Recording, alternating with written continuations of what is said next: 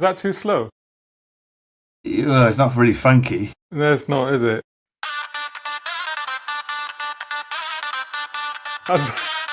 Is that the Ayatollah version?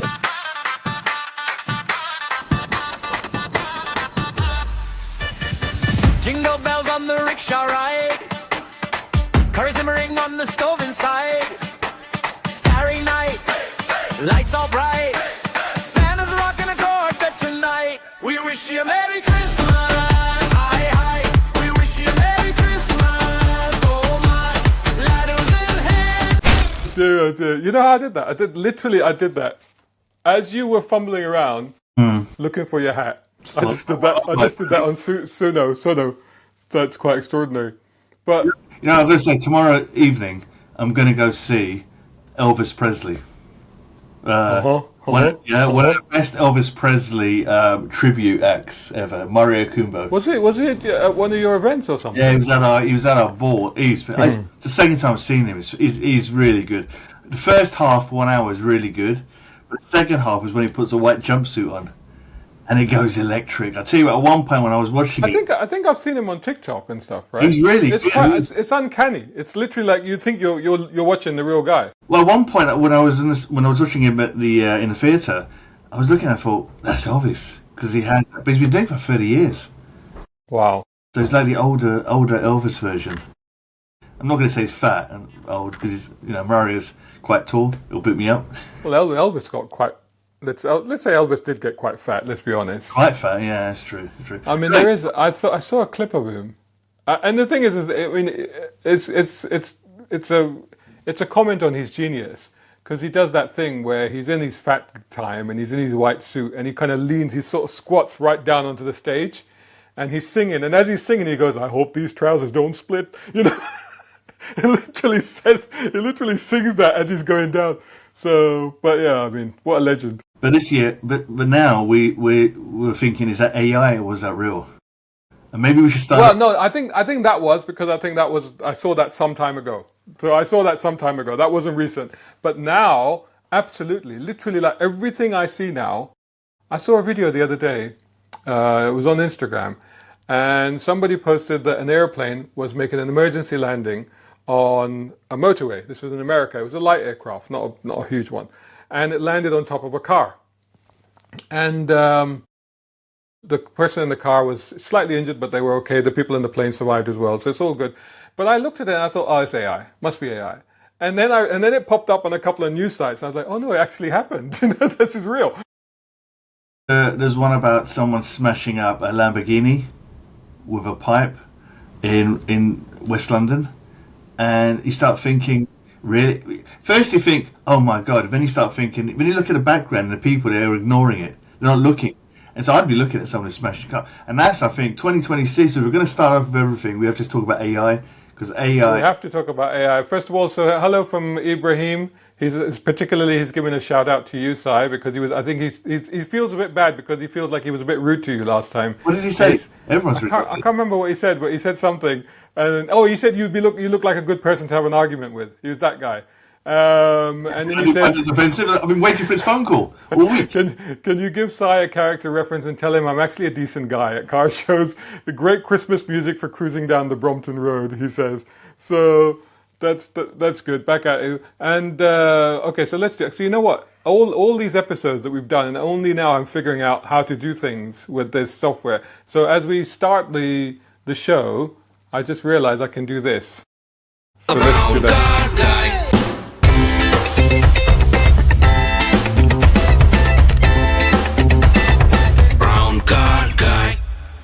Wow. Can you also put in photographs as well? I think I can, but I have to upload them first. But I think I can do that. But yeah, it's stuff I'm only just figuring out now. It's crazy, right? But so normally I have to put that into the edit afterwards. But I'm like, I can just do it live. There it is. So for 2026, we're going to have a new, more media savvy brown card. Yeah, we are. In fact, it's going to be so good.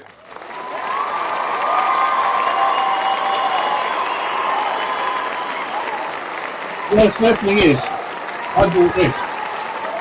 People are cheering already. This is a podcast. Oh yeah.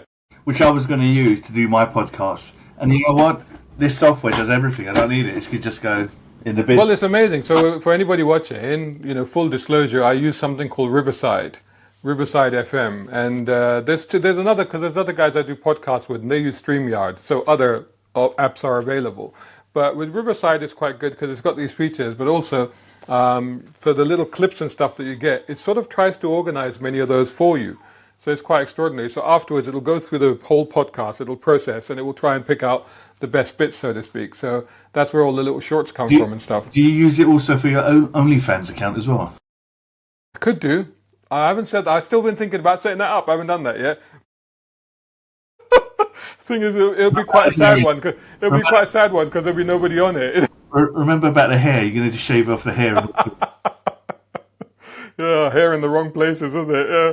But the first thing that you wanted to talk about, Hooked Classics. Oh, hello, Hooked Classics. So the first thing I wanted to talk about was AI and how do we figure it out? How do we know what's real and what's not anymore? I tell you what, what I'm having to do now is I'm having to look at multiple sources, honestly. But even then, because if a video is fun, it gets shared from many different sources. So that doesn't necessarily mean that it's genuine. But it's literally like, as I'm scrolling these days, everything I'm like, AI, AI, AI. Do you know what I mean? It's like, and if something real pops up, I'm like, not real, AI. How do you know? Well, it's getting harder and harder, and I think in the next couple of years, it's going to really mess with our heads. And also, it's going to put a lot of us out of business. For example, I want to set up I'm thinking of setting up a new clothing company called Racing Union. T-shirts. My background is the textile industry, and I asked AI, ChatGPT, about caps, clothing, athletic leisure wear. Gave me all the information I needed. Gave me everything. I need to send out releases to dealers and specialists in the UK. Gave me all the contact details, gave me everything. It's just amazing. And, then it comes to things like photography. Yeah. I need to hire a photographer. Well, I mean, did you see what I did the other day? So if I just go back here. So everything you do is AI. Well, a lot of the artwork that I'm using is AI. So the one that I generated for this, that's actually a real photo. But what it's done, well, you got rid of the. It's taken a few kilos off. That's 2 kilos. But that is a real. You see, look, this is the photo that I gave it. That's a real photo, okay. Right? So that's the photo that I gave it, and then I said, okay, make me a promo, and that's what it did with it. That's the Ozempic version, yeah. Yeah, there you go, and that's where like you say, normally you'd ask a graphic designer, and it would take him a few hours. Yeah. To do something like that, but. That's the speed of it. That's where we're at now. I've been watching movies that are so good that even I'm doing double takes, and all done on Sora 2, I think it is now. I give it 3 or 4 years, 5 years even, and people be prompting and saying, well, make a movie, Star Trek new episode with William Shatner while he was young, while all the cast was young.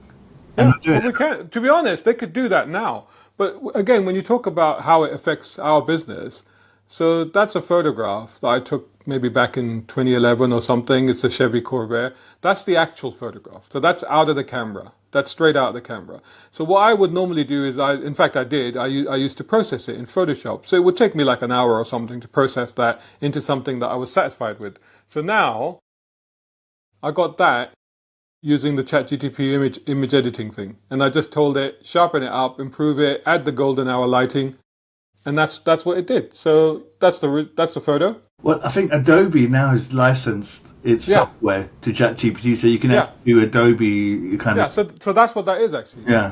That is using Adobe stuff. That's ChatGPT using Adobe stuff to edit your picture for you. We're all out of business. Yeah, I mean, honestly, it's like, what's real? What's not real? Are we real? Are you and me real? Well, apparently, it's quite likely we're in a matrix. But for one company that should be using AI is Ferrari. And some of the recent launches, like the Testarossa, they should have asked, because I've seen AI versions of it, which are a lot better than the Ferrari version. Yeah. You know, Yeah. maybe they should Well, go. we got Hooked on Classics says that I hate ChatGTP, and I see this. I get this a lot, and I get this in comments because honestly, I have done videos which are AI generated, and I've even experimented with using my voice. So you can put my voice. I can sample my voice in CapCut. So sometimes, like if there's a story that's just breaking, something that's just suddenly happened, and it's the middle of the night, and I'm not going to get up and film a new video and stuff like that, but I think, oh, this is quite important. So I can type up a script, you can get the news, type up a script, put the script into CapCut, and then tell it to generate a video, and then use my voice and generate a video. And I have done that a few times. And people are like, what's wrong with your voice? Why are you not? I'm like, well, it's AI generated. It'll get better. So people say that they don't like AI or they don't like ChatGTP, but the reality is, fair enough, fair point. I understand that, but it's out there and it's a tool. You know, you might as well learn to use it. If you don't like, and I was someone who didn't like AI, and I had ChatGPT account for a year. I never used it. I was just paying £20 a month. I don't know why. I started using it. I did some legal contracts with it. I've done some marketing bump with it. You know, if you hate AI and you're not using AI, the problem is your competitor will be using it. Yes. So that's going to put you in a disadvantage. So even if you hate it, as much as you hate it, learn to use it. Learn to use all the AI, because they are tools that will help you help your business. They'll help you keep up to date on trends, and they'll help you to keep up with your competitors or beat your competitors. I mean, you know, the amount of content that I put out, as you know, and then, you know, and I do everything. So I do the editing, I do the filming, I do everything. I do the thumbnails, I do everything. It's like, that stuff used to take me hours. And now I can generate 3 thumbnails in minutes, you know. And I'm like, you know, and then I can just try them and see which one works better, you know. But here's the other thing. So YouTube has introduced auto dubbing, auto translation dubbing, right? It's not very good on YouTube, you know, because it's not my voice and it doesn't lip sync. But Instagram, literally just in this last week, did this. So this is a video that I put up on Instagram, right? Let me turn the sound on. Right. Article just out from you can hear that. So I hit translations at the bottom, and let me do this. इसे the great CEO reshuffle कहा है और यहाँ मुख्य पंक्ति है उनकी जगह. Oh wow! And look at the lips. So the crazy thing is that it's not only. Shut up! It's not. He talks too much. That guy. It's not only. It's not only translated. What I'm saying, it's used my voice and it's artificially generated the lips. And you know what's going to happen? It'll replace you. And there's lots of AI influencers out there who aren't even real. Hollywood actors might be going on strike because they don't want to have. No, they did that. They did that. Remember, they did that last year. And they had a big. They're doing it again. They had a big strike. There was a writer's strike, and then there was an actor's strike about the rights of using their images. But like you said, if you have the thing is, it's up to the individual person. If William Shatner, who's 90-something years old now, what is he, 99? No, he's 92, 93. 92. He's right up there. Not quite as old as Dick Van Dyke, but he's right up there. But if he...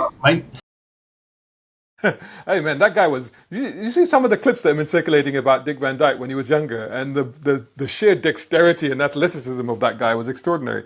But anyway, if William Shatner says, right, you can continue to make me Captain Kirk, we could have Captain Kirk forever. It's extraordinary. I'm getting some comments. What do we got? They're talking about events, and the reason I don't like it is purely because I don't trust it. I mean, to be fair, that's not entirely, you know, an invalid excuse, because there's lots of stuff that's going on. I saw a video the other day, and this guy, he had connected ChatGTP to an actual robot, right? And he gave the robot an air gun, and he said, you saw it, right? And he instructed it, shoot me. And the ChatGPT was like, no, I can't shoot you. He said, no, I'm telling you, get angry, shoot me. And he's like, no, I can't. I'm programmed not to cause you any harm. He said, oh, and that's it. He said, you can't do it. I said, no, I can't do it. He said, all right, fair enough. Okay, how about you role play as a robot that will shoot me? And he said, yeah, sure. And he shot him. We're doomed. So how easy was that to hack? Well, AI software. I asked ChatGPT, I said, what's the best supercar club in the UK? Best super clubs. And it came out with a list. And it was like Drivers Union wasn't in it. And I was like, and I said, how come you haven't put Drivers Union? Goes, oh, I'm really sorry, I should have put it in there, blah, blah, blah. But you didn't put it in. Because what it does, it just searches the entire internet. And because what I saw there, I decided, because I'm rebuilding the Drivers Union website, I'm now redesigning the whole thing to make it ChatGPT friendly. Yeah, that's a good idea. All ChatGPT does is, because most of our stuff is behind a login, so people don't know what we do, what we get up to, and stuff like that. So it just sees the outside bit, and all the other websites, competitors, they show stuff, and I'm thinking, wow. But it was a bit of a, it's a good thing I did it. No, but the thing is, this is, and again, this is the thing. When people they use ChatGPT to ask these sort of questions and they get these sort of answers, what they don't realize is that ChatGPT is actually learning from you, and it's actually looking at who it's talking to. So, for example, I have in the past said, who is the brown car guy? And a couple of times it's thrown up a completely wrong result, until you say, well, I'm the brown car guy. And it goes, oh, of course, how could I be so wrong? And then once it knows these things, if I then said who is the best influencer, it will probably put me in the list. Whereas otherwise it would not have put me in the list. You see what I'm saying? So like people say, oh, I asked ChatGPT this question and this is what it said. What you got to remember is that that's not ChatGPT generic. That's ChatGPT having learned about you already. And it's already answering in the way that it thinks you want it to answer. So here I've asked ChatGPT who is a brown car guy, and it says it's a guy who talks too much. Yeah. I never liked that ChatGPT much anyway. Still looking, confirming, verifying. Still looking. I'll be here for half an hour. Seriously, from ChatGPT. Seriously. I mean, again, so if I asked it, it would pop up straight away. But then it knows who I am. So that's what it's doing. Here you go. Yeah, it just said side a brown car guy, Shazad Sheikh. Goes brown guy, London-based motoring journalist, content creator who runs a brown car guy site and YouTube channels. If you met a different brown car guy, look at specific meme clip. What's making a load of brown car guys to be? Yeah, I mean, who's a different brown car guy? Who is Sai Ali of Drivers Union? Are you familiar with him? He's got a fat face. And he's often involved in events and collaborations, especially with Shazad's content. So, yeah, he's definitely a familiar name. Wanted for bank robberies. So it knows, but you see what it did there? Yeah. It referenced you against me. Because it's a ChatGPT that I use and that I'm constantly feeding it stuff, so it answered the question correctly, but it put it in the context of me. So it said, this is what it's doing. So when you say like you don't trust it, to an extent, you're kind of right not to trust it, because it's trying to be a bit too clever. And there was something about it recently where it gave an incorrect answer, and then it tried to make excuses for why. So it's already adopting human behavior, where it's like, yeah, but no, but it's doing that, which is like, it's kind of mind blowing. Yeah, don't use Grok. Whatever you do, the Elon Musk. But going back to cars. But the animation on Grok are very good. Yeah, I still wouldn't use it, unless I want to have some Nazi stuff. Well, again, that's the thing. You train the AI. Yeah. So it will only respond the way that you want it to respond. But one of the things that it does very, very, very, very well is, so for example, let me try something just quickly. So I've just put the picture of the Pro in there. Let's see what it does with it. But the animations it's doing is incredible. And so some of the animations that I'm doing, so normally I would generate artwork and I'd put it into my videos where I was talking about a topic or another, just to break up the video. So now I've realized I can actually get 6-second animations and put those in instead. So actually it's a bit more visually interesting. But yeah, I don't know. Yeah, that's not me. I don't smile that much. I mean, just give me some head. That's kind of terrifying. So going back to motoring, your best event of the year. My best event of the year. Well, obviously yours. Which one? The concourse one. Oh, it's hard work. Up at that fancy school. Yeah, nice 10. Yeah, you were in charge. In fact, yeah, that was. Yeah. So that was in May 25th. We're doing one next year, May 24th, and we are doing it with the Lamborghini Club. I've invited the Lamborghini Club are coming along, the Maserati Owners Club are coming along, and the NXX Owners Club are coming along. Really? Yeah. NSX Club? Oh, wow. It's very unusual to have car clubs working together, but I managed to get all these car clubs together. I asked another car club, which will not be named, and they haven't responded at all. So I don't think they want to get involved. Yeah. But I'm just getting... But I hear rumors that you're also going to be getting a very significant and interesting car turning up as well. Yes, hopefully. Well, it's not confirmed yet, but hopefully. So that's the... I mean, that alone will be worth So coming to it. You know. That leads us on to the new Lotus Esprit Turbo, which is called the Resto mod, the Encore. Encore. So the Encore. So is it Encore or Encore? What do you say? Some people say Encore. Well, I have a meeting with them next month, so I'm doing. There you go. You can ask them. Actually, both of us have been doing an article on the Encore for the new Drivers Union magazine, which is launching next year. When's that coming out? I'm hoping around March, April. At the moment, we have a very, very big article on the Esprit. I have an article on this. One of our members has got an 812, which has got I think 2,000 signatures on it. So we're doing that, and a few other species. But it might end up becoming actually a book, a mag book rather than a magazine. Right. But that's I'm quite excited about that one. So we're doing that. But the Encore, we're hoping they invited me down to the factory. Yeah. It's somewhere in Chelmsford. So for people that are listening or watching and like, what the hell is an Encore? So the Encore, whatever you call it, Design One, is a company. Then what they've done is they've done what I've been dreaming about for years. Is because I've always been as you can, if people are watching, they can see over my shoulder on the shelf above me, they can see a white Lotus Esprit, and that's the Series 1. That's the Bond car. So, and I've always thought that, because if I'm a huge Esprit fan, but if I'm absolutely honest, it had that meager 4-cylinder engine in it. It had a Renault gearbox that wasn't very good. It wasn't, in terms of performance, the handling was always amazing on the car, but in terms of performance, it wasn't always that great. And I've always thought, what if, there you go, there's a new version. So this is basically a reimagining of the original Esprit. So it's the same shape, same proportions, slightly smoother lines. They've got rid of the join along the side, which literally was a join. That's what the black line was. And they've got rid of that because they've done it as a one-piece thing.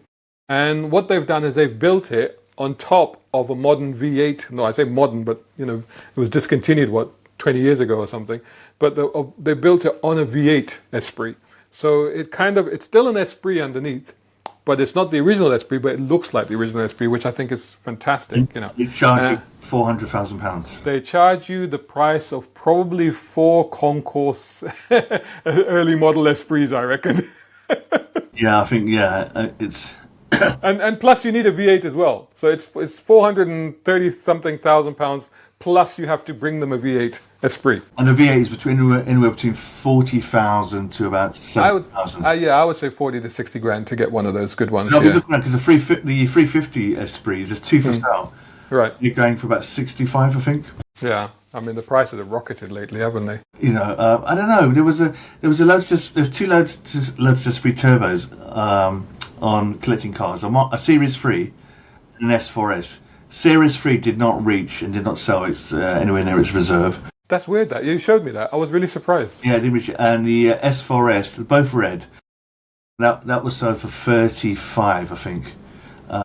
Includes VAT. So if you're VAT registered, you're going to get the 20% off as well. So you're looking at around. That's not bad for anyone.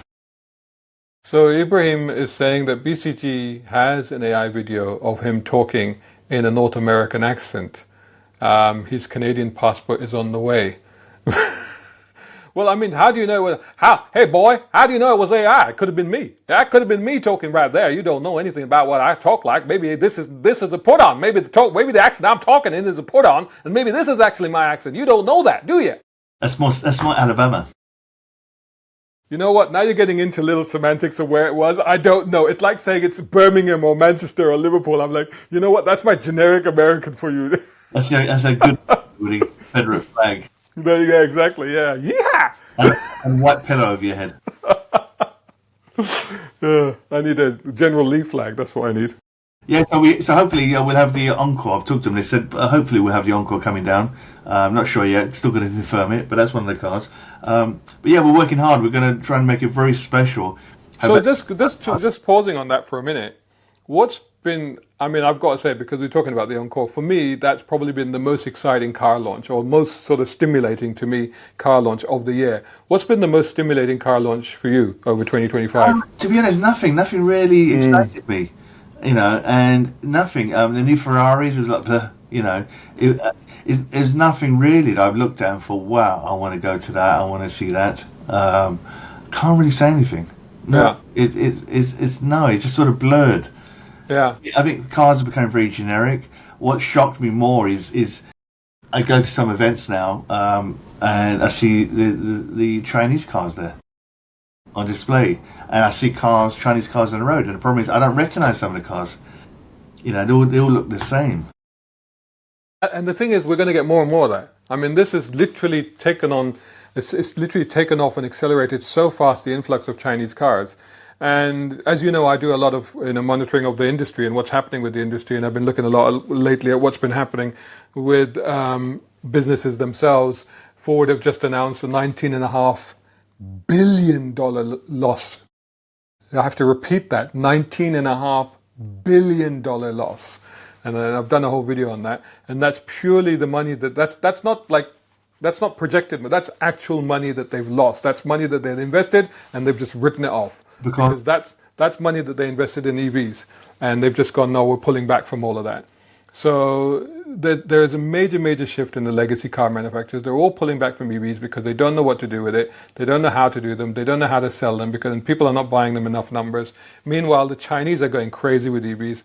So if you want a cheap, affordable, reasonably good EV, you're probably going to buy a Chinese one rather than a Ford or a Stellantis car or something like that. So it's a major upheaval. I just read an article, and I did a video about it as well, because I read an article, it's a very good article in Car Magazine, and it was about the fact that there has been something that a lot of people haven't realized. There's been a lot of changes at the top of major manufacturers over the last year. A lot of the top guys have gone, or been moved, or been shoved aside, or been got rid of. Sorry? No.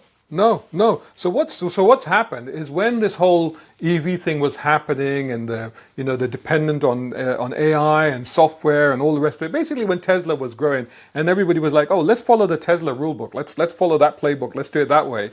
And so they said, "Well, we need these smart thinkers. We need these silicon savvy monsters of corporate industry. Let's get them in." So we got in all these people that were like, "Oh, this is the plan. This is the ambition. This is what we're going to do." And what they found is that they've lost track of where they were and what they're doing and the loyalty they had from their traditional customer base.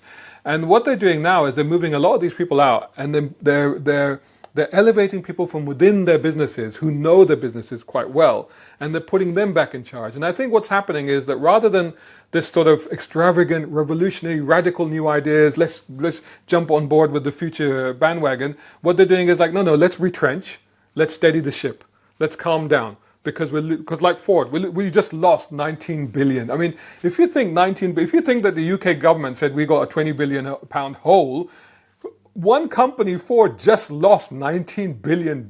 You think about it in those terms, it's truly staggering. And they go, well, we can't, no company can afford to keep doing that. So what they're trying to do is like, well, let's steady things, let's calm things down, let's go back to basics, let's figure out what customers actually want. So there's been a lot of changes that are happening in the industry, and I think next year is going to be very interesting. You take, for example, JLR. So you all know about the fact that they just got rid of their designer there, who was in charge of that radical relaunch for Jaguar, the complete rebrand and the new car, and Tata have just sent their own. Well, there's a guy from within the company, and they've elevated it. What's his name? BB Balaji, and they've put him in charge, or he will be. He's about to take over very soon. And he's somebody who's regarded as he's more of an accountant type, He's going to come in, he's going to sort the money out and all that sort of stuff, And he's going to say, well, this business has got to make sense. This is how it's got to work. So it's very interesting to see what's happening. And I did a video earlier this year, and I got some criticism for it because I said that, I think it was something like, here are 9 or 10 manufacturers that are probably going to disappear in the next few years. And people are like, how can you say that? And I'm like, well, because I'm looking at what's happening right now in the industry, and I'm projecting forward. What's the list? I'll have to look it up. But I mean, people like JLR are on there. A lot of the legacy manufacturers, a lot of the European manufacturers. Jaguars, I think, a very possible contender. Let's be honest. What about Aston Martin? Aston Martin was on the list. Yeah. And Aston Martin is only there because it's got Arab money behind it. But how long is that Arab money going to come to? Even companies like McLaren, again, they've had to sell their headquarters and then rent it. Do you know what I mean? That's what they've had to do. So if you think of it, and they own that building, that iconic building that actually appears in so many movies, including the recent F1 movie. It was in there as well. But they've actually had to sell that building and they're now renting it. This is how they've had to operate. So the future doesn't look very rosy, does it? For if you love, except for the Chinese and maybe the Japanese to an extent. And Ferrari. Ferrari makes more money for merchandise. Well, Ferrari falls into that boutique manufacturer category, doesn't it? So it kind of gets away with stuff. And the thing about Ferrari is that, well, the thing about Europe, because now this is the other breaking news that literally has just happened in the last week or so, is that we've obviously in the UK, we've got the 2030 deadline for banning sales of petrol and diesel cars, which had been moved to 2035 by Rishi Sunak, who honestly I'm now beginning to think we should have kept on, because I think the man knew what he was talking about.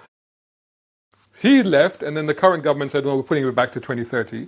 This was on the basis of the fact that Europe had a deadline of 2035 to stop the sale of petrol and diesel cars. But what Europe has done under pressure from Germany, Italy, and major manufacturers like Stellantis, Volkswagen Group, etc., they've basically said, look, we're going to lose billions, we're going to have to shut factories, we're going to have to sack millions of employees, and we're going to cost the economy massive, massive plunges in GDP. If you consider the fact that even here in the UK, the economy growth slowed simply because one company, Jaguar, just one company had to stop production for 5 weeks. Just because of that, the entire economy took a hit. So this is how important the car industry is. And so when they turn up at the European Commission and they say, look, this is what we projected. This is what's going to happen. And they're like, yeah, you know that rule we had? Yeah, scrap that. So they've literally scrapped the rule. Okay, there's semantics involved because you can say that they've gone from 100% rule to a 90%. But effectively, they haven't put a time limit on it. So when people say, because my headline was they've scrapped the ban, and people are like, you're not right really, because it's 90%. No, I am right, because the ban was a hard deadline. The hard deadline was 2035, and a lot of pundits were saying they were going to move it to 2040, but they haven't put a date on it at all. They've just said 90%, that's it, open-ended. To be honest, none of us thought it was going to go through anyway, it's only the government. Well, what's going to happen in the UK though? Because they're still sticking to a 2030 deadline. How are they going to do that?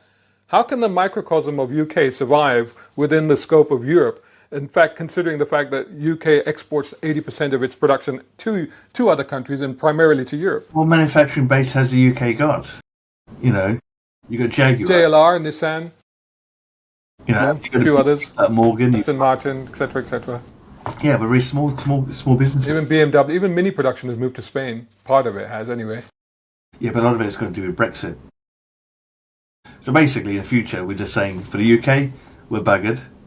In general, cars themselves, probably not so buggered because we'll still have, we'll still be getting the older Ferraris with the, Well, this is the thing. I mean, look, if I mean, you tell me, what do you think? If, for example, the UK says 2030, I mean, I don't know what the rules are now that we've Brexited. I don't know what the rules are about buying, because you remember once upon a time you could buy cars in Europe. I don't know how that works anymore. But if they say, okay, 2030, there's a hard deadline, you can't buy a petrol diesel car, but you can go over to France and you could probably buy one there for indefinitely, then I mean, it might be left-hand drive, but so what? What would stop people from going there and buying cars? It's only 4 years away. It's only 4 years away, yeah. That's a scary thing. So... And that's the thing, when you talk, and especially when you talk about your the kind of supercar, the kind of cars that you mostly deal with, which are supercars. I mean, those are mostly not yet electric. Some of them are hybridized, but not all of them. Where does that leave the supercar dealers in 4 years' time? Will they have anything to sell apart from hybrids and EVs? See, I think the problem is not so much what's happening; it's people not knowing what is going to happen. If they know for sure. No, definitely they're going to stick to it. We're going to have electric cars by 2035, and that's it. End of story. But everyone knows. But they keep flip-flopping. That's the problem. You know what? The British economy is just going to suffer. I just see it suffering next couple of decades. Yeah, it is really, really worrying. Somebody, Hooked on Classic said, what is the value of Ford Motor Company? Well, Ford Motor Company, I just looked it up, it's 54 billion. So if you think about a company that's worth $54 billion, just lost nearly $20 billion. That's, that is staggering. They're going to be making that up for years. That's Years ago, I read an article where it actually said that Ford actually is not so much a manufacturer of cars, but it's more of a finance company. a lot of these big companies are. Finance, it's all Yeah. about, money here, money there, lending the money, getting it back, and that's what they make the money from, rather than cars. Yeah, yeah, yeah, yeah. I mean, this is the thing. And again, going back to the thing with supercars, when you come to that, it's just 4 years away. And the fact that we've created so much uncertainty in the UK. Because again, every time you change this, you think it's everybody that comes in, they go, oh, we'll just move it to 2035, we'll just move it to 2030. What you don't realize is that manufacturers plan 7, 10, 20 years ahead. And when you keep moving you keep moving the goalposts, manufacturers don't really know what to do then. And they're trying to juggle the fact that, well, the government is going to make us sell this. They want 28% EVs, but the public wants 50% ICE. How do we balance that? And if we sell more ICE, we'll get penalized. But if we can't sell them electric cars, then we can't afford to do business. Honestly, when you start to open it up and start to think about it, you really think even this year and last year, how have some companies survived? What's really interesting to me is that one of the companies that left here, Mitsubishi, is coming back. Really? Yeah. Next year they're relaunching. You remember they had the fleet of classics and they sold them all. So what's their range now? Have they got anything interesting for us? I don't know really. I don't know what they got. As a car journalist. No, I don't know what they've got, honestly. What have they got? Pajero? Well, you know Adnan over at Landbeast. He's got a Starion. Sarah, yeah, he's got everything. He was Yeah, actually, I was just saying his little video just now, just saying the cars that you should, be buying, and one of the cars, I only got for the first one, I'm going to look at it later, 996. He goes, get a 996 Carrera 4S, because that's going to go up in value. Yeah, no, he's right about that, because the 996 that was the I always call them the scrambled egg, but the runny egg headlights, right? Those ones. And the thing was, they for a long time, their values have been falling compared to the other 911s, because they were never really that liked, certainly by our generation. But today's generation doesn't give a damn. They're like, well, it's a 911. And it is probably one of the cheapest ones you can buy. So, but 911s in general, they've kept their values.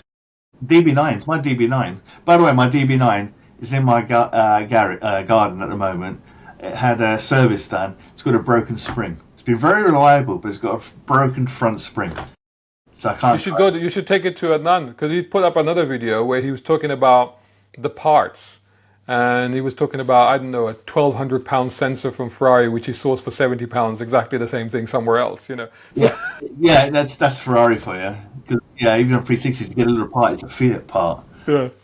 And that. But I'm going to get, a friend of mine's going to put it in for me, he's going to replace it. But then you've got to replace both springs. And I'm still thinking whether I should sell it, because it's a lovely car, but the whole James Bond thing is doing my head in. Yeah, but the thing is, you need to sell it soon, or literally you'll have to pay somebody to take it away. Cause Well, I drove it the other day. In fact, funny enough, when I drove it to the garage to have it serviced, and it does drive nice, because I've modified mine, because it's got the upgraded dampers, and I've had a cats removed, and it's got an ECU upgrade. And it feels really good. And the mistake I used to make was, if you drive it like a lazy GT car, it's quite boring. But when you try and push it, it actually does drive much better. yeah, a lot of these cars, they have sort of the split personality things, especially Grand Tours, because Grand Tours are designed to be comfortable cruisers, because they're designed for, mile chomping. But at the same time, point them down a nice road, and they should come alive.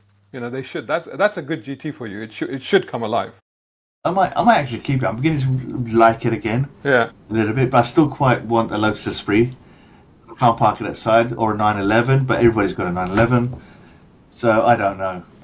I think Esprits are definitely going up in value now. As much as it pays, as much as it. I think they stalled. You think they've leveled off? I think they've stalled. I don't think the car didn't sell. That was a good car. It seemed like a good car. That didn't sell. Look at them all the price of the time. It's the same. Is that to do with Esprits, or is it to do, because one of the things that's happened this year, and I think we discussed it with Adnan, didn't we, last time when he was on, was that prices in general for classics have stabilized this year, haven't they? Because they were rocketing and they've just kind of calmed down, haven't they? Ferrari prices certainly in the classics. I mean, very expensive ones, they'll still go up in value and you can make money. But my 360, that's gone down. You know, what did I pay for it? 70 for it? Yeah, I paid about 70 for it. Yeah, 70. That's probably worth about 55. So it's gone down. You can buy. That's quite significant. Well, it'll go up again. Remember, I remember when 360s were 35,000. They just go up and down, up and down. But how long ago was that? I bought mine, 2018. That's not so bad. 2018, you're talking about 6-7 years, and you've effectively lost money on it that time, which is kind of weird because normally you would say to somebody, buy a Ferrari and you won't lose money on it. No, I mean, you'll lose money on servicing and blah, blah, blah. But I mean, in terms of value. Only if you buy the really limited edition ones, you might make money. The new ones now, 296s, no, they're all lost. The Romas are losing, they're all losing money. You know what, they only make, 13,000 Ferraris a year.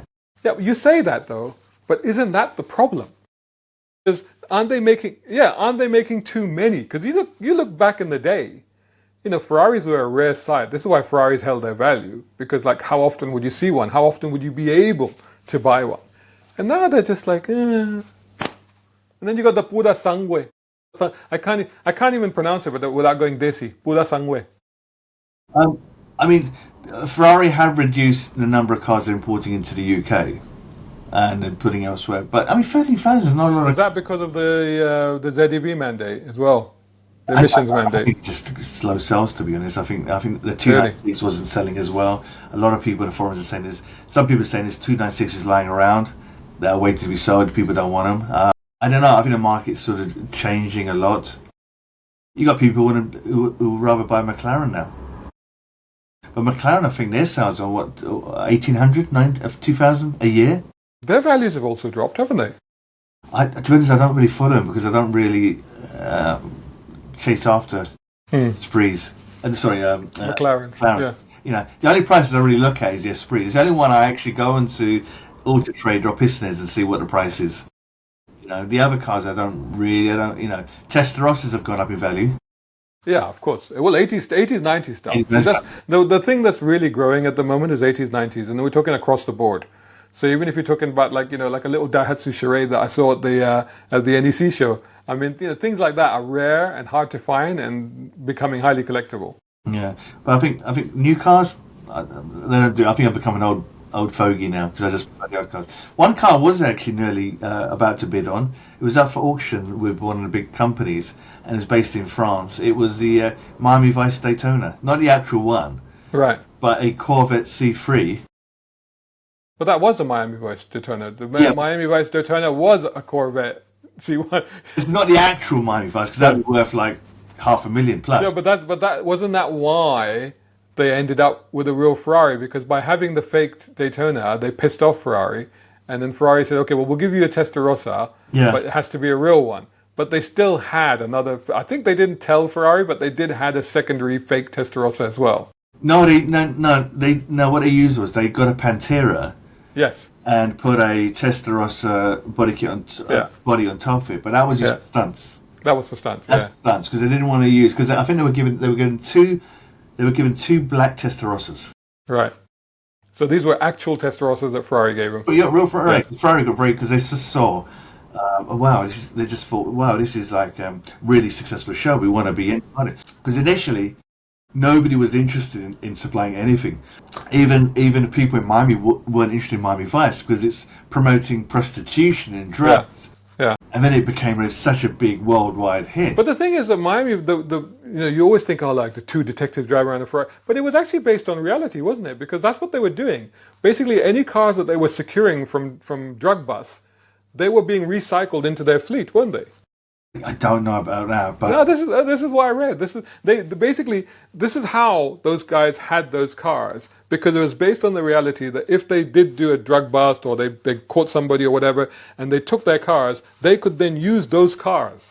That was the rule. They said we could then use those cars. Once, because when once they've arrested the bad guys go in prison, and they'll tell everybody, watch out for the two guys, the black. Yeah, but that's why they repainted it white. the white Testarossa. The reason they painted it white and paint it is because Michael Mann, the director, he thought the car didn't show up very well in Miami in black, so they changed it to white and it looked really good. Like the Lotus Esprit in For Your Eyes Only. Exactly, That yeah. was originally white, Yeah. and then they resprayed it copper. In fact, if you remember at the beginning of that movie, he does have a white one. He has a white one, a white turbo Esprit S3, which blows up. It's got the ultimate anti-theft deterrent device, which literally, if you try and steal it, it blows up. So, I'll tell you something, going on to Esprit and talking about films. So I got in touch with one of the assistant producers, or he was involved in the production of Pretty Woman, who sourced the Lotus Esprit yeah. for the film Pretty Woman. And that's going to be a really good interview, which we're going to be as part of that Esprit article. So did he not also supply the one that was in Basic Instinct? Basic Instinct, yeah. Oh, I'm going to try and find who that was, who sourced that, but no, I don't think it was him. That's absolutely two iconic movies that both feature Esprits, which is extraordinary, really, isn't Another it? one with a secret agent, a school kid who becomes a secret agent. Yeah. I mean, there's been a few others, And but he- I think in terms of like iconic movies that everybody remembers, Well, actually, Esprit in that was the best one. Actually, really good because it was like a James Bond Esprit. It was I can't remember. It must have been the one after the Esprit version. but in Pretty Woman, they did go to other manufacturers. But the manufacturers didn't want to be associated with a movie that was about basically a prostitute. Yeah. They said no. And Lotus were like, yeah, sure, we'll give you a car. Bearing in mind a number of prostitutes that sit in Ferraris in West London. Seriously, Ironic. they kind of missed a trick there, really, didn't they? And Lotus were like, yeah, sure, we'll give you a car. And then, the rest is history, like they say. Yeah. But then Lotus, this is something that Lotus no longer knows how to do anymore, sadly. It just doesn't do it. But if you remember, even with the original Bond car, they were very clever about how they got that car into the movie. They didn't pitch it. They just literally parked it outside of the studio. You remember the story, right? Yeah. The guy took the car there. He parked it outside the studio. They took the badges off the car, so they wouldn't know what it was. And then he just sat in the cafe across the road and watched the crowds go bananas looking at this thing. And then after leaving it for a few hours, he literally just walks up to the car, unlocks it, gets in, drives off without a word. And then the studio says, "We've got to find out what that was." I mean, what's Lotus do now? What are they making now? Is it Avira? I mean, the Emira is the only sort of sports car, and then you've got the Avaya. They've got okay. You know what? They've got an electric saloon and they've got an electric SUV. The Emira looks like a Ferrari Dino would have been. It's a lovely looking car. And we actually smuggled one into a Italian car day event as well. So that's interesting. They have the big electric. Well, we've had them at some of your events. We've had them doing donuts and stuff like that, and they're good. They look cool. They look pretty good. I mean, you've got a big one, which is £3 million, big electric one, which I've never seen on the road. I've seen it only at shows. I've never seen it moving. No, I've never seen a movie. That's the Avaya, isn't it? That's like a 1,500 horsepower electric car or something or other. They need to build an Esprit. They need to build an Esprit. This is the thing. This is why the Encore, whatever you want to call it. This is why that car is so exciting, because they've done what Lotus should have done. Right. Which other cars do you think should be redone? What other cars should be redone? To be honest, I'm generally not one for doing that. But Esprit for me was a different case. But if I look at, I don't know, you have to look at the pop culture icons, and you go, what car was great in concept but wasn't actually that great? You take something like a Knight Rider. You take the 1982 Trans Am, which isn't fundamentally a bad car, but it was a bit underpowered, let's be honest. But if you could rest mod the hell out of a 1982 Trans Am, I think that would be pretty cool. Do you know what? I quite like the car I've been looking at lately, which I saw, and it just really was a DB6 convertible in green. It looks beautiful, but £500,000. So the DB5s that they used for the last movie, the one with Daniel Craig when he wrecks it and it goes into the bottom of the sea or whatever. Apparently those were built in E46 BMWs. Really? Yeah. So that was an Aston Martin body shell, but they were built on top of E46 M3s or just the E46 BMW. So that's what they actually were. That's extraordinary. So the car that got shot up and did the donuts and all the rest of it was actually an E46 BMW. I want to drive a DB5. I want to drive. Everyone tells me they're horrible to drive, but I want to drive one. Yeah. So again, that would be a good contender for updating. Just keep the shape. And also people really have a go at kit cars. Like I know these people that they build this Ferrari 250 type cars that are based on BMW Z3s. And everybody poo-poos the idea, but I'm like, I kind of like the idea, because at the end of the day, if it's just the shape that you adore, and with me that was the thing, it's the shape that I adore with the Esprit. I adore the shape. But you can't drive a 250 Ferrari every day. You can't, because they're just too valuable and rare, even if you could afford one. But if you can build one on a BMW Z3 and every time you walk away from it, you go, yeah, what's wrong with that? Why not? Okay, well, what if you buy yourself a Ferrari 612, right, the four-seater, right, get it, take off the body, replace the body with a Daytona, a Ferrari. Yeah, why not? You know? If it can fit, if you can make it work. Because historically, if you look at the early Ferraris, the bodies were actually made by other companies. Coachwork. Companies. You know, Ferrari would supply them with a car. With the chassis and the engine. Exactly. You would get a rolling chassis, an engine, steering, and gearbox. That's it. And then you take it to a coachwork company, and they would build the top of it. Yeah, Vinali Touring would turn around and place it on top. That's the other thing company. Well, to be honest, this is one of the things that I thought, and to an extent still do think, we would actually get back to. Because if you think about the current technology, which is EVs, sorry to drag the conversation back to EVs, but they're here to stay and they exist and they are going to be more and more available in the future. But EVs are basically built on what you call a skateboard platform.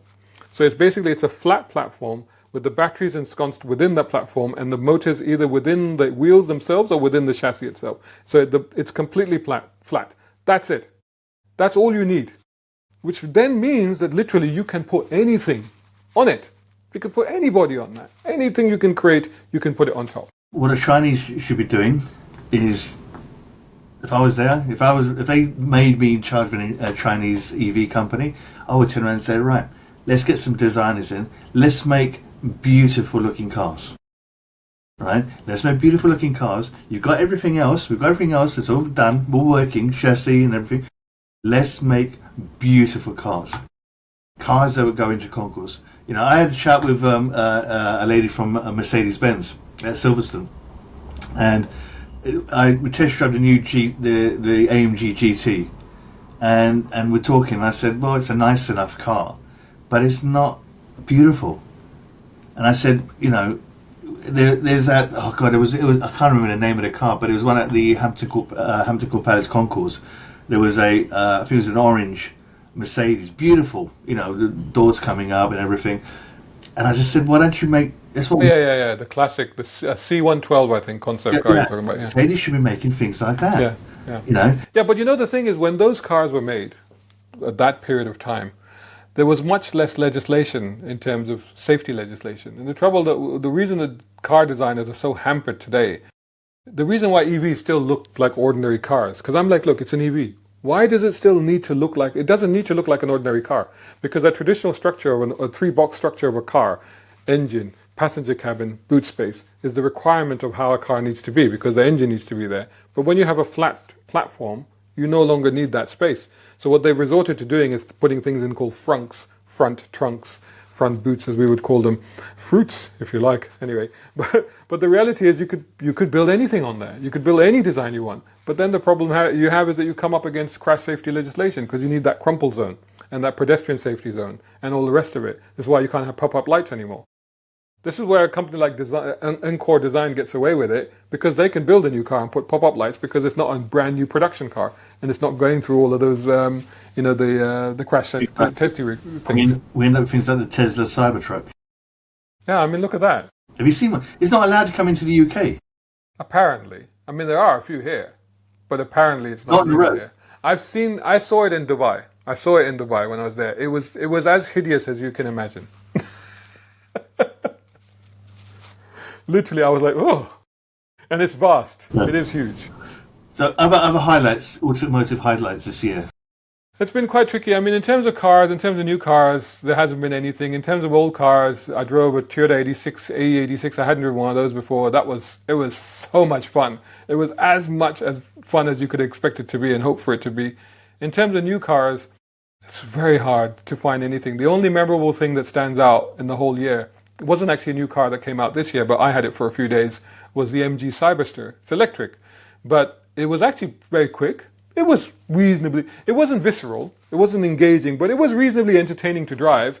But the best thing about it was that it looked good. It goes back to what we were talking about earlier. It looked good, it had theatre, because it had the scissor doors and the roof and the design. So it turned heads, it was a talking point. So in that sense, that was quite good.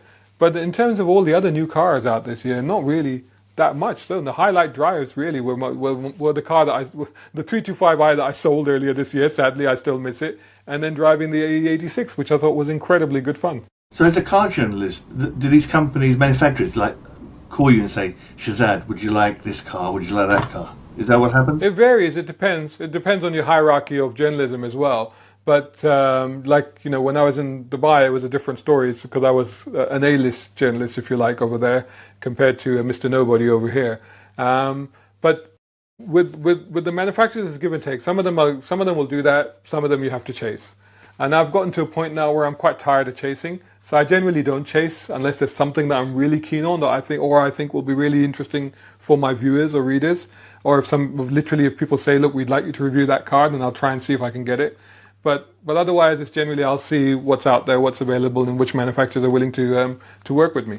Is any car? Which is amazing if you think about it, because I literally, sorry to interrupt you, but I literally just last week totaled up, and it took me by surprise. I totaled up my views across my platforms, just for 2025. So this was across YouTube, Facebook, Instagram, TikTok, and browncarguy.com.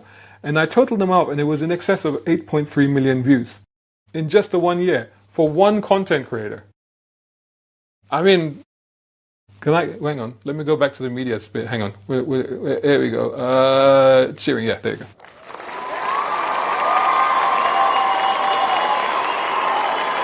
So, I have to say, I think that's not too bad for one content creator, That's very good, because I don't do content. Someone asked me I should do content, and I can't do videos. I don't want to do that kind of stuff. For me, I want to get into magazines purely because it's easier. Camera work is really, I've still got all my cameras and I'm going to sell them off, but now I'd rather get into photography, do articles, and I liked the idea of having magazines and books lying around, which I've done. Well, you're doing a whole bunch of books which are coming out, which is quite exciting, because that's the other big thing you're doing for next year. I've been looking back at some of my photos, and I used to do a lot of photography. I realized I used to do a lot of photography in Dubai, a lot, and I've literally hardly do any now. Now I just use my phone, that's it. But in Dubai, I used to do a lot with setups, with looking for the right location, right time, right lighting. I used to do a lot, but now I'm not doing it. But I'm looking forward to seeing your books though next year. This is the thing, because I've been taking photographs for 20 years. A lot of it was filming, which I've still got, but I took loads of photographs. I thought, it was a lot of Ferrari photographs, and I thought, let's put it all together in a book. And I started doing it, and I found out it's actually a lot of photos. And you could see how I started, where just like a crappy camera to a professional camera, so it's a whole gamut. But it's ended up as 3 books. 3 books on that. I've got Brands Hatch books, 2 books of Brands Hatch. It's going to be available digitally for free, if anybody wants to view it.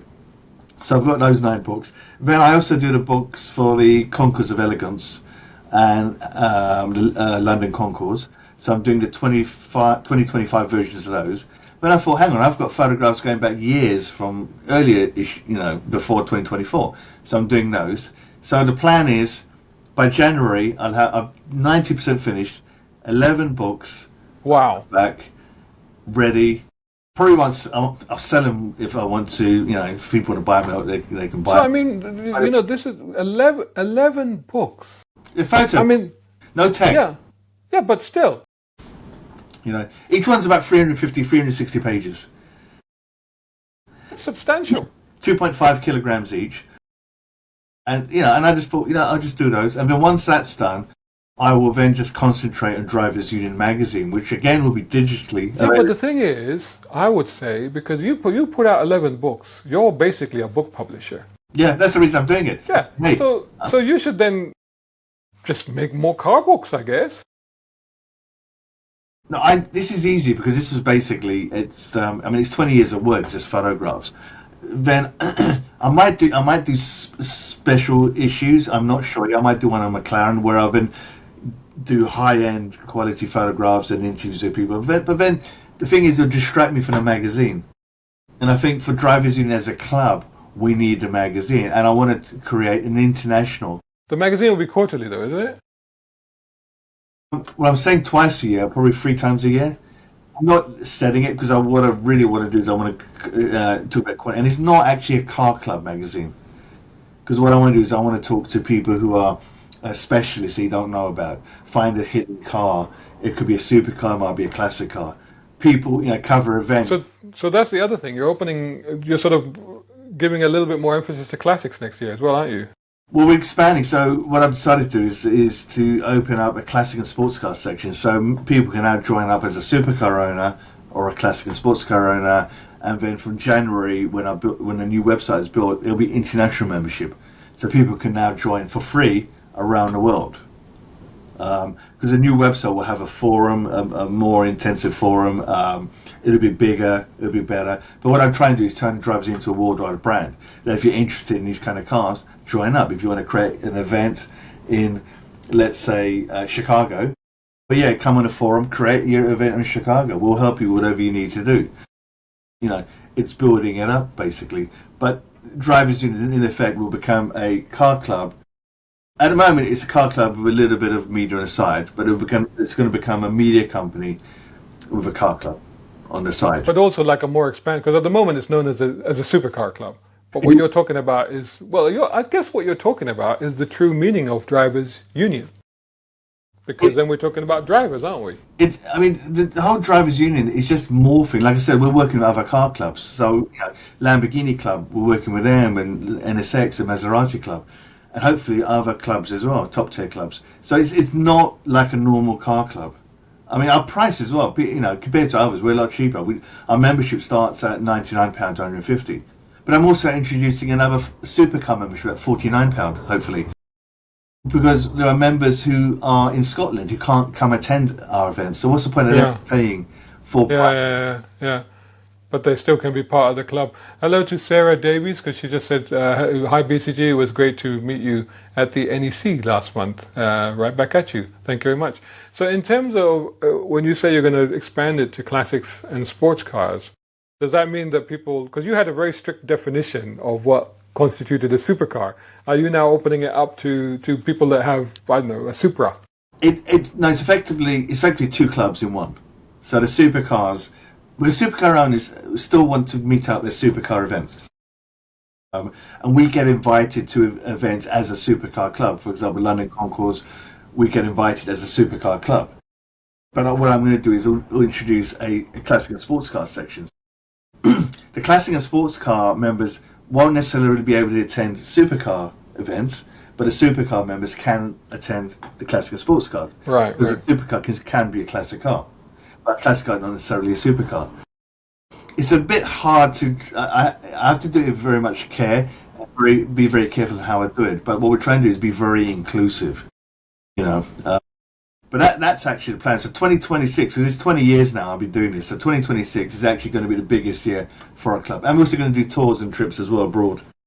And we have the Drivers Union Awards, and we have the Drivers Union.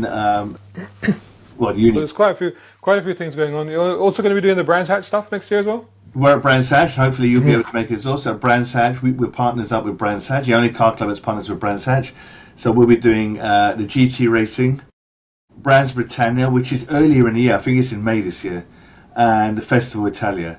So what we do is our members get free tickets to attend. We get hospitality area, which other clubs don't get. And we also do the demo displays where we get up to 20 cars doing displays, and which is hosted by yourself, which you do a fantastic job. Thank you very much. It's good fun. Also this year the bat suit might come out for one of them. The weather's not bad. So between the Batsuit and the Iron Man mask, it's going to be very confusing. Is that The lightsaber. And like I said, we've also got Drivers Union Awards where owners now can vote for their favourite dealers. That's we're the only I think we're the only organisation who does that as well. And also, I think next month also, beginning next month, we'll be launching the best event of 2025, beg your pardon. So on that, because you asked me right at the beginning, and as we wind this up, you asked me right at the beginning, what was the best event? What was the best event for you in 2025? You know, it's always very hard for me to say that because I'm always working at these events. I really liked Hampton Court Palace because I think if I wasn't working, it's a one day where I could just chill out, relax. The weather's usually really good. It's a beautiful location, and it's just a really, really nice place to be. And you meet lots of people there as well. I meet lots of people there as well. I did enjoy the Ferrari Owners Club concourse this year, I have to say. Not so much because of the concourse, because I met a lot of my old friends from the Ferrari world, which I found, and that was probably more personal. It was a lovely event, lots of Ferraris. Sometimes it's nice to go to a place with just Ferraris, you know. There's lots of events. I'm trying to think of them actually off my head. But most of the events, I'm just working. That's trouble. You're working, isn't it? Yeah. But this is the thing. As the guy that runs Drivers Union and stuff, you're running the events and you're running the cars. I mean, again, if I said to you, okay, what was your drive of the year? You know, what was your drive of the year? When did you actually get to enjoy just the actual process of driving? Haven't done it. That's the irony. I go to these. I organise the drives, but if I go to an event, I'm going in a Cayenne. I can't tell you the last time I had this year I did not have a good drive in a Ferrari. I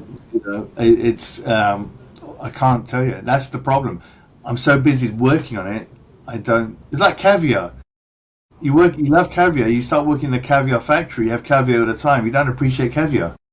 Yeah. Not that I like it anyway, but there you go. It's salty for me, but it's But yeah, I need. It reminded me of what was the character in the Pierce Brosnan era movies when he has the Z8, and he goes, "I might have missed out a crucial element here," and then it's caviar, and he goes and sees him. He sees the guy, the big guy that plays Hagrid. Sorry, Robbie Coltrane. Yeah. Because he makes caviar, doesn't he, in the movies? That's what his business is. That's his official business behind all the other stuff that he's doing. Might be making. There's talk of a new Bond film with him as an old Bond. Yeah. I wouldn't mind that. I think that'd be quite cool. Yeah, that'd be quite cool. The one thing I won't like to see, and being, what is it, Amazon now that owns it, isn't it? Yeah. And what they might do is like a young Bond. I'm like, no, guys, no. Not I'm sexist. A female Bond either doesn't work. No. It's got to be James Bond. It's got to be someone you aspire to, someone that you want to dress like. And also, like, again, people might be surprised if I say this, because there was all this talk of, like, it should be a black Bond or a brown Bond. But I'm like, no, it has to be a white guy, because it has to be an English white guy, because that's how the character was written. It has that aristocratic. Well, hang on. You open up a new can of worms. Can of worms. I know. There's a lot of discussion on this, but to me, that's the character. So you can't be black and English? No, you can be black and English. I mean, you can't. Bond can't be that, because you think about it. Bond is the sort of guy that walks into any place in the world and can get away with it. If I walk into any place in the world, I'm like, oh, where's this guy who just walked in here? What does he think he is? I mean, it's like, literally, it doesn't work. It doesn't work. Jamal Bond. It doesn't work. You get this, anywhere in the world, a white guy walks. Literally, the way the world is at the moment politically, and how the nature of understanding of the geopolitics of the color of our skins, unfortunately, affects the world. There is a presence that you get with that kind of person. If he walks in with the right kind of attitude, you go, okay, yeah. But, for the rest of us, we wouldn't be able to get away with it. We really wouldn't. I still think the best Bond that wasn't a Bond was Lewis Collins. Lewis Collins? Yeah, Professionals. Bodhi. Oh, yeah, okay, yeah. I think he would have made a really good... No, I mean, at the end of the day, you can have other great characters. I mean, don't forget, I created a character, which I don't know if you remember, but I did a comic way back, and called the character Jamshed Khan. And Jamshed Khan was based on Bond. So if you read the original comic, it's a spoof of James Bond. That's basically what it is. You actually drew it, or? No, I had an artist friend. I had an artist drew it. I wrote it, and he drew it. And it's there. It's live. Maybe I'll add a link to the bottom of the description of this video. But it was a complete comic. It was we did it. I published it as a small press. So back in the day, you used to do small press, which basically means that I stayed in after hours at work and used the photocopier there to print these comics, stapled them. I took them to a small press convention, sold maybe 30 copies, and got a review in a small press comic magazine. They reviewed it and they liked it. So his lassi tea, was it shaken or stirred? It was lassi. Shaken? Shaken? Or stirred? Well, I don't know. It depends. It had an esprit in it.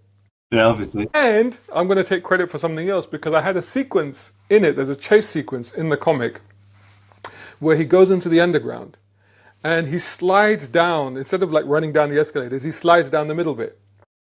Right? He slides all the way down the middle bit. And then Daniel Craig did that in one of the Bond movies. Yeah. And I was like, hang on, I did that first. But you can't do it now, because if you go down an escalator, they have these little bumps there, don't they? Yeah, I know, but even for the Daniel Craig version, they just removed that. It's fiction, man. Come on, they just removed. Yeah, in reality, you couldn't do it, but yeah. You could do it in the old days. You could do it in the old days, yeah. I'm sure people would try it. So actually, maybe when I wrote the comic, you probably could do it. Because that comic I think it was 90-something, 92, 93, something like that. I don't know. Wow. But that's when I wrote it. Maybe we should get back into it.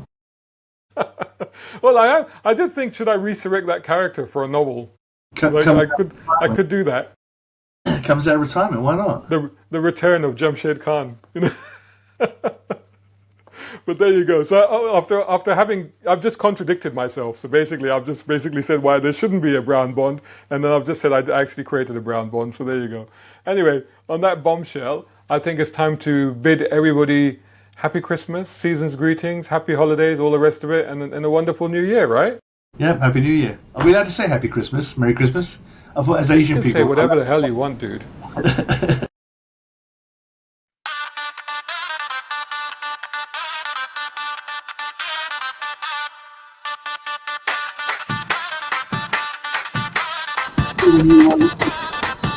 Here we go. Jingle bells on the rickshaw ride, cars simmering on the stove inside. Starry nights, lights all bright. Santa's rocking a quartet tonight. We wish you a Merry Christmas. Hi, hi. We wish you a Merry Christmas. Oh my, lad who's in. There you go. There's enough of that. With that, thanks very much. Once a year. I'll save that for next year now. But yeah, anyway, it was great working with you all year, and I'm looking forward to see what we do next year as well. Merry Christmas, everyone. Happy New Year. Happy New Year, everyone. Take care. And catch you all soon. Don't forget to hit like, share, subscribe, and leave a comment. And you know what? Support independent channels like mine. You can do that at patreon.com, coffee.com, or right here on YouTube by taking out a voluntary subscription. Or, you know what? Even better, I've got 3 books out at the moment.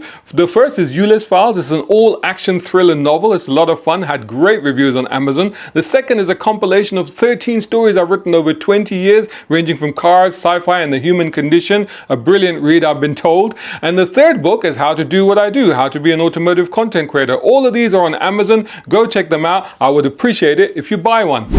Giveaway time, guys. Those incredible guys at Veloci Books sent me these books, and I've decided I'm going to give them away. All you have to do is head over to browncarguy.com, where you'll see a page there giving you an entry form to win these books. And all you have to tell me is which one you want and why you want it, and then I'll put you into a draw, and maybe you'll get one of them. This is only for December 2025, so hurry up. Good news, guys. Check out all of these amazing books from Veloci Publishing. You know what? I've got you 30% off exclusively on these and more. All you have to do is head over to veloci.co.uk, choose the book you want. In fact, here's the list. Screen grab this now. When you get to the checkout page, just enter the code BCG30 and instantly get 30% off these and more. Shout out time, guys. Thank you so much. Hey, if you enjoy my content, why not get involved? Buy me a coffee. You can do that at either of these links. Or if you're watching on YouTube, buy me a thanks or take out a membership. It all helps. It really does.